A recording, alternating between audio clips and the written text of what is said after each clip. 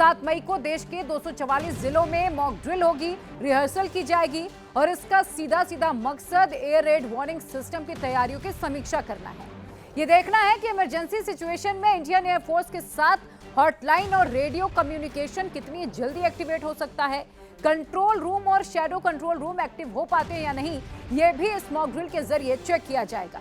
नागरिकों, छात्रों, civil defence को युद्ध स्थिति के लिए तैयार रहने के लिए कहा गया है। अचानक ब्लैकआउट होगा तो कैसे सिचुएशन को हैंडल करना है, इसकी भी जांच होगी और महत्वपूर्ण संस्थाओं, संयंत्रों को जल्द से जल्द छिपाने यानी कि कैमोफ्लेज करने की तैयारी भी की जाएगी। इसके अलावा आपको बता दें कि इवैक्यूएशन प्लान को अपडेट और इंप्लीमेंट भी किया जाएगा। बंकर और खाइयों को साफ करने के लिए कहा गया है, जिससे किसी भी तरीके की अगर आपात स्थिति निर्मित होती है तो वहां पर नागरिक छिप सकें, सुरक्षित रह सकें। अगर पाकिस्तान हिंदुस्तान की जंग में आप में से कितने लोग पाकिस्तान का साथ देंगे? हाथ खड़ा करें। कम ही नजर आ रहे हैं।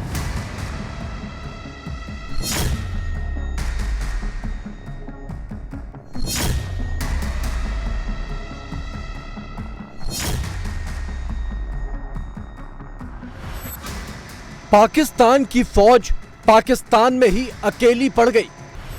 बलोच और पठान तो फौज के दुश्मन थे ही, अब पंजाबी मुसलमान भी फौजी जनरल के पीछे पड़ गए।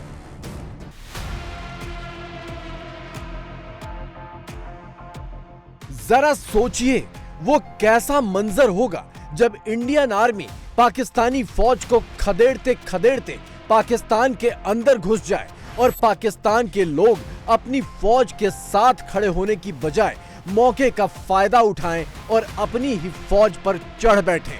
हालात बिल्कुल ऐसे बन रहे हैं। पूरी दुनिया जानती है कि बलोच पाकिस्तानी फौज के जानी दुश्मन हैं, लिहाजा वो जंग की सूरत में फौज का साथ कभी नहीं देंगे। पख्तून पठानों पर भी फौज ने जुल्म ढाए हैं, लिहाजा वो भी फौज के साथ नहीं खड़े होंगे। सिंध में भी फौज के खिलाफ प्रदर्शनों का लंबा इतिहास है, लिहाजा वो भी फौज का साथ नहीं देंगे। लेकिन बगावत की इस सीरीज में सबसे नया और सबसे चौंकाने वाला नाम आया है पाकिस्तान के मौलानाओं का, जो अब फौज के खिलाफ खड़े हो गए हैं। आपने जो तकरीर सुनी वो पाकिस्तान के कुख्यात लाल मस्जिद में दी गई, वही लाल मस्जिद जहां पर पाकिस्तान ने आतंकी पाले थे। और जब ये आतंकी पाकिस्तान की सत्ता हथियाने पर उतर आए तो 2007 में इसी लाल मस्जिद पर बड़ा आर्मी ऑपरेशन किया गया। उसी लाल मस्जिद के कठमुल्ले आज भारत पाकिस्तान जंग के आसार में पाकिस्तानी फौज से अपना बदला पूरा करने की फिराक में बैठे हैं।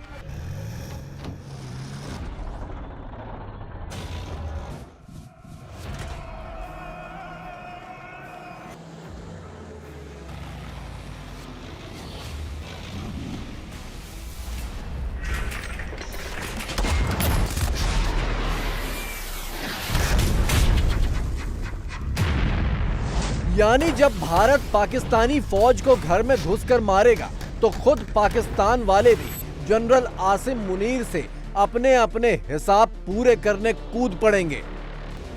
आसिम मुनीर रोजाना पूरे पाकिस्तान में जंग का भोंपू बजा रहा है, लेकिन जंग उसके दरवाजे पर पहले ही पहुंच चुकी है। बलोच बागियों ने फौज को एक बार फिर तगड़ा मारा है। पाकिस्तानी फौज का सामान ले जा रहे ट्रकों को बीच हाईवे पर फूंक डाला। बीते एक हफ्ते में बलोचों का ये तीसरा हमला है। इससे पहले बलोच लड़ाकों ने फौजी गाड़ी पर अटैक करके 10 फौजियों को ढेर कर दिया था और इसके बाद एक आईएसआई अफसर को दबोच लिया था। इमरान खान की बात निकली है तो ये भी जान लीजिए, पाकिस्तान पर छाए जंग के बादलों के बीच इमरान खान भी फौज से अपना बदला पूरा करने की घात लगाकर बैठे हैं। इमरान खान के समर्थक रैलियों पर रैलियां निकाल रहे हैं, जंग के नाम पर अपने नेता की आजादी की मांग कर रहे हैं और फौज को टारगेट पर लिए हुए हैं। अपनी फौज को बॉर्डर पर फेंक आने की इच्छा जाहिर करने वाली ये महिला इमरान खान की पार्टी की नेता है।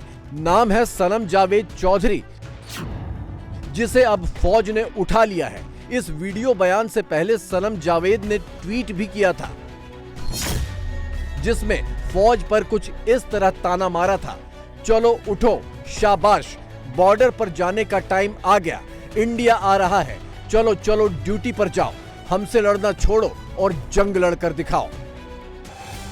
पाकिस्तानी फौज का पाकिस्तानियों पर जुल्मों का कोई हिसाब नहीं है।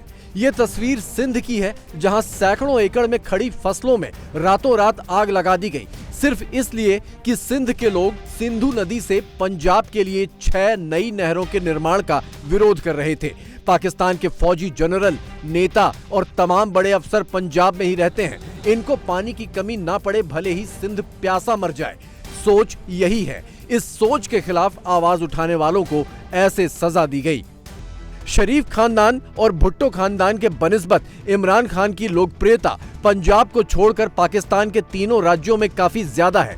इसकी वजह यह है कि जिस तरह इन तीनों राज्यों में फौज के खिलाफ माहौल है, उसी तरह इमरान खान की सियासत भी फौज से बगावत के रास्ते पर चल पड़ी है। इसीलिए ज्यादातर लोग यही मांग कर रहे हैं कि संकट की इस घड़ी में इमरान खान को जेल से रिहा किया जाए, लेकिन फौज कहां किसी की सुनने वाली।